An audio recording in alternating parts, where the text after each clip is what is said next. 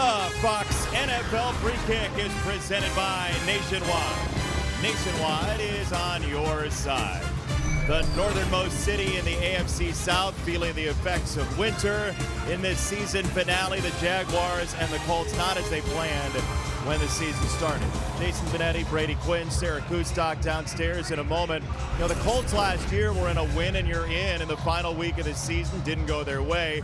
This year it was a week prior to that last week in a game that they'd really like to have back against the Giants, but kind of the same spot as they were in last year. The same spot for quarterback Anthony Richardson, too, who once again will be watching this game from the sideline. So it's the 17-year veteran, former Super Bowl champ, Joe Flacco, who gets the start and trying to send the Colts into the offseason with a little bit more optimism, maybe some more answers, too, as to what to do in 2025.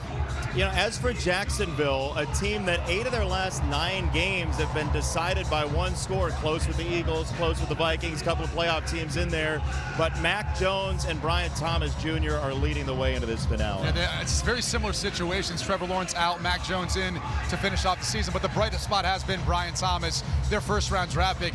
He's leading all rookie receivers in yards, in touchdowns. He has been phenomenal, and maybe a little bit earlier, too, than they had expected so far this season, but he has been the one bright spot for the Jacksonville Jaguars offense this season.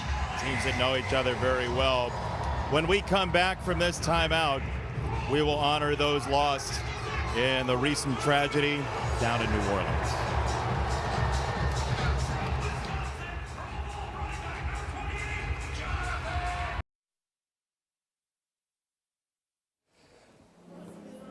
As we welcome you back to the final day of the regular season, before we get you out to your game, we want to take you to Tampa and PA announcer John Magrino.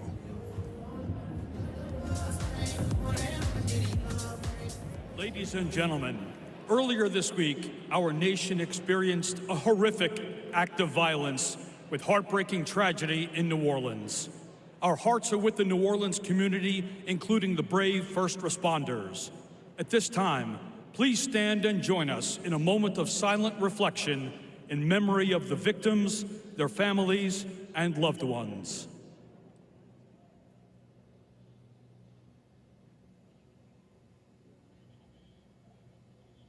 Thank you. Now, for the singing of our national anthem, please welcome pop music trio Triple Charm.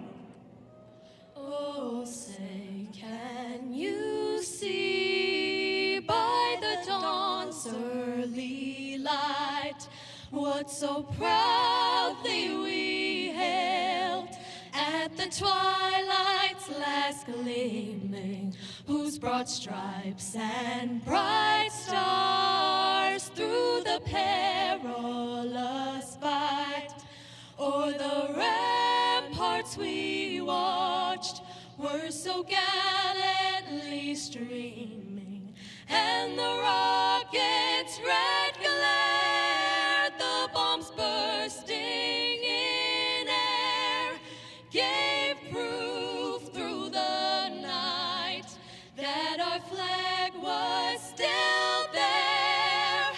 Oh, say does that star-spangled banner yet wave o'er the land of the free and the home of the brave?